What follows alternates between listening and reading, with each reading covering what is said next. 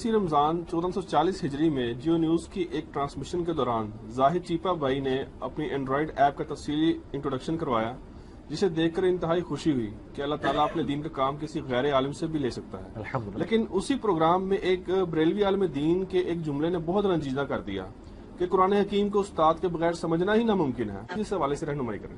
رہنمائی تو کرتے ہیں، یہ میں نے جب کلپ دیکھا نا جی، مجھے تو کوئی حیرانگی نہیں ہوئی۔ دکھ تو مجھے ہوتا ہے، علماء جو کچھ کرتے ہیں، لیکن حیرانگی نہیں ہوتی۔ ہم تو پہلے سے یہ رونا رو رہے ہیں کہ اگر آپ کو کوئی یہودی یا عیسائی آ کے بات کرے نا قرآن حدیث ڈائریکٹ نہ پڑھنا گمراہ ہو جاؤ گے، آپ کہیں گے اللہ کا دشمن، یہی کہیں گے نا۔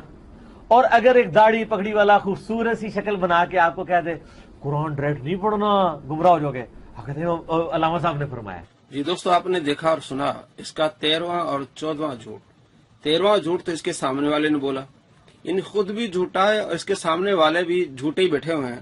اس نے سوال کیا جی، بریلوی عالم کہتا ہے کہ استاد کے بغیر قرآن پاک سمجھنا ہی ناممکن ہے، حالانکہ علامہ کوکب نورانی نے ایسی بات ہی نہیں کی۔ وہ تو خوش ہو رہے ہیں کہ بہت اچھی ہے، لیکن ہاں یہ بات ہے کہ بعض اوقات نقصان ہوتا ہے بغیر استاد کے پڑھنے کے، تو آپ کو استاد کی رہنمائی بھی چاہیے ہوتی۔ اتنی بات انہوں نے کی ہے۔ اور اس نے 14واں جھوٹ کیا بولا جی، علماء کہتے ہیں کہ قرآن پاک خود پڑھیں گے تو گمراہ ہو جائیں گے۔ اس ویڈیو کو ایسی کوئی بات انہوں نے نہیں کی۔ ماشاءاللہ ماشاءاللہ۔ تو یہ تو آپ نے دیکھا کہ یہ ایپ کتنی محنت سے بنائی گئی ہے اور اس کے کیا کیا فائدے ہیں۔ مجھے بتائیے لیکن جی، اس سے جہاں فائدہ ہے بغیر استاد کے نقصان بھی ہے۔ جی بالکل۔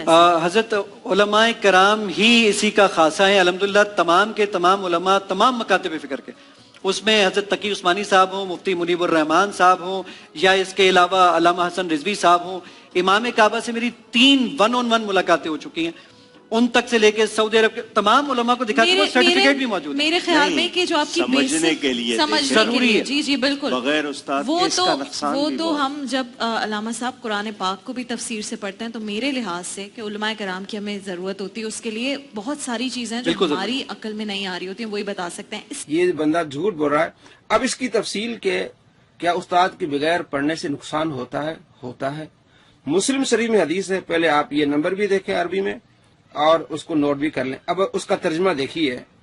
عروہ کہتے ہیں کہ میں نے ام المومنین حضرت عائشہ رضی اللہ تعالیٰ عنہ سے کہا کہ اگر میں صفا مروہ کی صحیح نہ کروں تو میں سمجھتا ہوں کہ کوئی حرج نہیں، کیونکہ اب کیوں انہوں نے پوچھا کیوں، حضرت عائشہ رضی اللہ عنہ فرمایا، عروہ نے کہا اس لیے کہ اللہ تعالیٰ فرماتا ہے صفا اور مروہ اللہ کی نشانیوں میں سے ہیں، پھر جو کوئی حج یا عمرہ کرے اور ان کا طواف کرے تو گناہ نہیں ہے۔ سورہ بقرہ آیت نمبر 158۔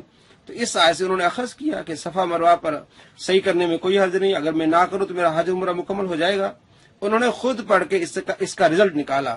اب اس کا نقصان کیا ہے، خود پڑھ کے اس کا رزلٹ نکال رہے ہیں اور حج عمرہ کو ناقص کر رہے ہیں۔ دیکھیں حضرت عائشہ رضی اللہ تعالیٰ عنہ کیا بیان فرما رہی ہیں۔ ام المومنین حضرت عائشہ رضی اللہ تعالیٰ نے کہا کہ اگر یہ بات ہوتی تو اللہ تعالیٰ یوں فرماتا کہ اگر کوئی طواف نہ کرے تو کچھ گناہ نہیں، اور یہ بات تو انصار کے لوگوں کے بارے میں اتری ہے کہ وہ لوگ جب لبیک پکارتے تو زمانہ جاہلیت میں منات کے نام سے لبیک پکارا کرتے تھے اور کہتے تھے کہ ہمیں صفا اور مروہ میں صحیح کرنا درست نہیں۔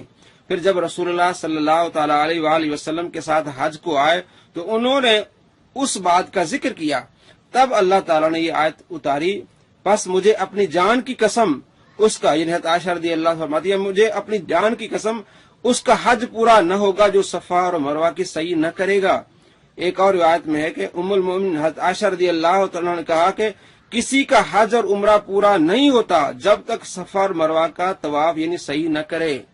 تو عروہ نے اپنی طرف سے سمجھا تھا کہ صحیح کرنے کی ضرورت نہیں ہے، استاد کی ضرورت پڑی، کہا فرمایا نہیں، جب تک صحیح نہیں کرو گے تمہارا حج اور عمرہ مکمل نہیں ہوگا۔ یہ نقصان ہوتا ہے بغیر استاد کے قرآن پاک کو سمجھنے کا۔ بعض اوقات تو علامہ صاحب نے کہا بعض اوقات نقصان ہوتا ہے، ٹھیک بات انہوں نے کہی، لیکن اس کے سوال کرنے والے نے بھی جھوٹ بولا اور اس نے بھی جھوٹ بولا۔